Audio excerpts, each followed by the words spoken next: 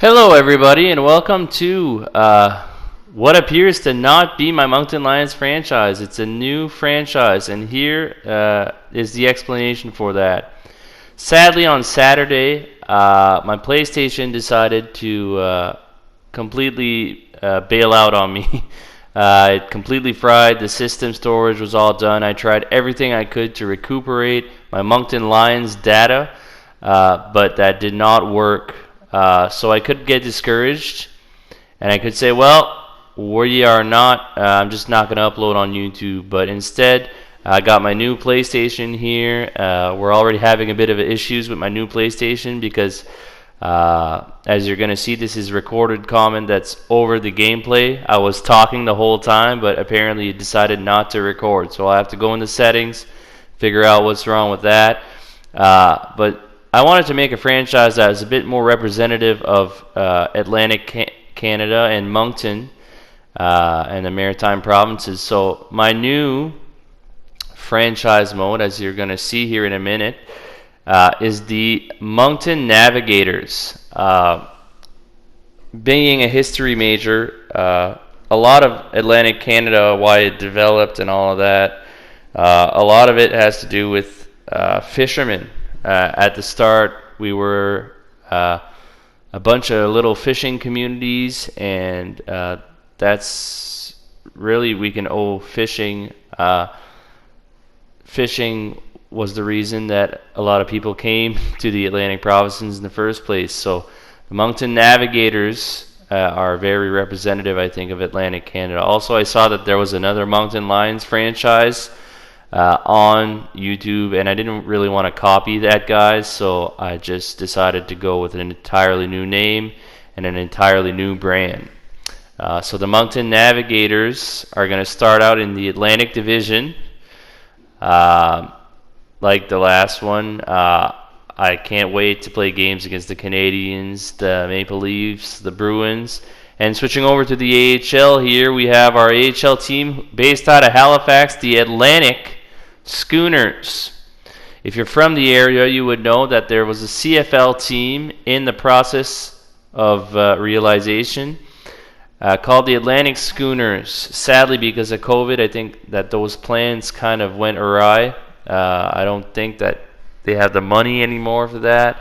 The CFL, by the way, is Canadian Football League, for those of you who don't know. But I decided to have a bit of a tribute to that team, and put the Atlantic Schooners as my AHL team. Bring another good hockey team on top of the Mooseheads to Halifax, Nova Scotia. So the Atlantic Schooners, also following the theme of fishermen, and I could have gotten with Charlottetown Islanders, but they already have that team there. I didn't really feel like copying. So I'm pretty excited to bring you this franchise, and I only did 12 episodes of the Moncton Lions, but I feel like I kind of learned a lot during that time on how to make a good YouTube video, and so here we go. I think we're going directly into the expansion draft. Now, the thing with the expansion draft is a lot of the players, I selected the same players that I did with the Moncton Lions. That's just because they're the best player available. I tried my best to incorporate a few new players, and as you see here in the draft lottery, not as lucky as with the Moncton Lions. Moncton Lions, we had number 1 overall. We drop all the way down to number 5. Because Los Angeles and Rangers get a top 3 pick. So we drop all the way down to number 5. We won't get Lafreniere on this team, but I like the challenge. And so we're going to go directly into the expansion draft here. So yeah. Kind of bummed out that the Moncton Lions franchise, which we were going into the playoffs in year number 3, kind of bummed out. And as you can see, because it's a new PlayStation here, we're getting all these tutorials and stuff.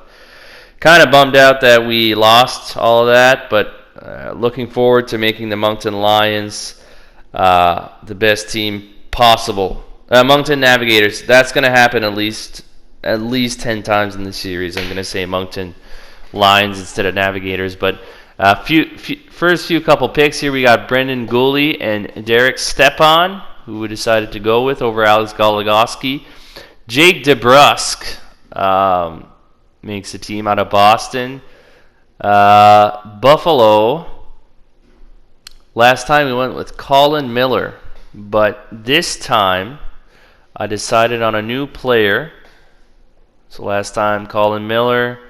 This time we decided to go with, I believe, looking at if there's any prospects here, we decided to go with, come on, Remy Ellie, I believe. Yeah, that's who we decided to go with. Two-way forward, left winger. I believe he can have an impact. So as you see there, we go with Giordano. I'll probably delete the Moncton Lions completely off of my channel just because I don't really want that memory. I was kind of bummed out on Saturday, but instead of giving up, just gotta push harder this time. And I have a new PlayStation that's a lot better than the old one that I had, and we're just gonna grind through. And Moncton, we're gonna bring the Moncton Navigators all the way to the Stanley Cup. So Giordano, Hamilton, and McCoshen. We decided to go with McCoshen instead of a goaltender there. I loved Jonas Donskoy for how good he usually matches up on the bottom pairings, and he can play both wings. So I decided to go with Jonas Donskoy there. Columbus, I mean, they don't have a lot. They protected both Korpisalo and, my God, I'm blanking on the name here. Elvis, my goodness, Merzlikins. So I decided to go with Gustav Nyquist. Can't pass up the young sniper Denis Gurianov as well. And Detroit has nothing. Now I could go with Ernie or Perlini. I decided to go with Ernie, I believe, because Ernie has better.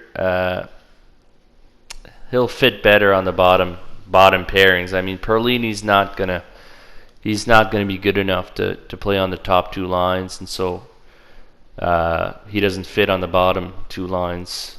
Ernie does. And if you remember my Moncton Lions franchise, I typically love the power forwards. So Ethan Bear there, that's kind of a no-brainer. A 22-year-old offensive defenseman. I mean, we gotta go for that. But I'm surprised, looking at the Oilers roster, that they did not protect Ethan Bear. I find that hard to believe. Montembeault, solid backup goaltender.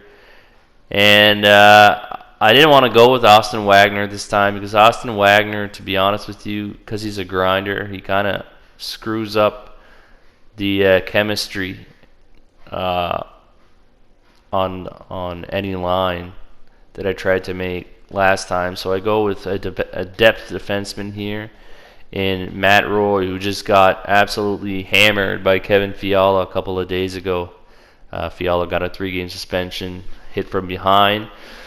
Brodin, I'm surprised. I don't know, was he there the last time that I picked this? Because I don't remember seeing him, and I mean, that's good value. And instead of going for Anderson here, I decide to try and sign, or I believe that they did maybe sign him, Joel Edmondson. There's a high top 4 potential. I mean, I can't pass that up. The Predators have had a couple of decent veteran center options here at the top with Granlund, Turris, Bonino, but I gotta go with my boy here, UC Saros, signed for another 2 years at $1.5 million. I gotta go over that. He's going to be the starting goalie once again in Moncton. Mirko Mueller, high top 6 defenseman, but I decide to go, I believe, with a youngster, Nico Bastian, who can play in the AHL and maybe develop into something. that's the name of the game here with an expansion franchise. We talk about developing. As I go with Michael Dalcole, who was a 5th overall pick, I believe it would have been the same draft year as, well, I mean, I was never even good enough to sniff juniors, let alone the NHL, but my age, Aaron Ekblad and all those, I believe that's the year that he went 5th overall, behind Ekblad, Reinhardt, Draisaitl, and Bennett. Brendan Lemieux here can be a solid bottom 6 pairing player, so I'm going to go with that. I mean, we got to think of the future of this club, you know. I want to develop some high-profile prospects, but they're not going to be in the expansion draft. Obviously, the teams are going to protect them, so definitely got to go for solid 3rd line, 4th line players for the future, as well as a mix of some veterans and people that are going to generate a lot of interest here. The Ottawa Senators go with Jean-Christophe Baudin, youngster at center who's going to play in the AHL. Philippe Myers, definitely have to go with him because he is from Moncton, so expansion team in Moncton. I mean, got to go with the local kid. Maybe sell a few jerseys and stuff. In Pittsburgh here, they don't have any prospects that they did not protect. And so I was debating here on either Rust or Brandon Tanev, who was signed for 6 more years. I remember them signing that contract and thinking that being odd, because usually bottom 6 guys don't get that kind of term, but if they were confident in him being a good bottom 6 player, I mean, why not do it? And I decided to go with Ryan Rust because he says he fits on the 3rd line, which is eventually where I would like to play him. Plays both wings. And so I decided to go with Brian Rust. Here, I didn't debate long. Dylan Gambrell, solid center prospect, only 23 years of age. And here's Sanford or Dunn. Basically, that's the either go with the young left-wing power forward or the young defenseman. Dunn is 2 years younger, but Sanford has a decent contract, and he is signed for next year. And I already have a lot of defensemen, so Sanford here, I mean, there's no debate. Cirelli's a good prospect. You would know in the Moncton Lions that we ended up acquiring Cirelli, but Sergachev is definitely better. And here, last time we ran into trouble we didn't have any centers, so we picked Denis Malgin, but he didn't end up, I traded him right away. He didn't end up doing much, so this time we go with Travis Dermott. I mean, Travis Dermott is a lot better player, and here we have Tyler Toffoli, who is currently leading the league with 9 goals. But and I looked at Jacob Markstrom for a bit there, but ultimately I don't want Markstrom on my team because I want to grow young goaltenders, not have a veteran goaltender on the back end. Looked at the prospects there. It surprised me that Zach McEwen's only top 9 low potential. He did play in Moncton for a bit. Interesting story with Zach McEwen is he, in his draft year, was playing Junior A with the Amherst Ramblers, and I believe that he got like 14 points in 50 games or something like that, and he didn't get drafted. And he went on to play in the NHL. And he's a tweener now. He plays AHL half the year, NHL half the year. I believe he's with the big club right now, to be honest with you. But it's just an inspiring story, you know, to never give up. I mean, going from 14 points Junior A in the Atlantic Junior A League to playing in the NHL. I mean, nobody would have guessed, but I'm assuming he never gave up, and there he is. He's in the NHL now. So now looking to Washington, kind of wanted another goaltender, still only have 2. And for fun, I decided to bring back former Mooseheads goaltender Zach Fucali, just because he has a lot of untapped potential. And Andrew Kopp, I believe, is going to be the last member of the Moncton Navigators franchise. So, finished the draft. Everybody signed in, finished the draft, and let's see here. There's a lot of similar players from the Moncton Lions. I mean, Gooley, Bear. I did pick up Giordano and Hamilton, but I didn't play them. Guryanov, Saros, and Net Sergachev as a cornerstone defenseman. But I mean, to be honest with you, there's no negotiating it, because like I can't pass up, for example, Sergachev. I can't pass up a 21-year-old medium elite defenseman. It's just dumb. I can't do it. I tried to put a bit of variety in the picks. I mean, Edmondson, I know, is a defensive defenseman, so it'll go well with like Ethan Bear. But there's no passing up a lot of these players. They're by far the best players. So looking at the draft class here, Lafreniere is number 1 overall, no surprise, and that means that we won't get Lafreniere on our team this year.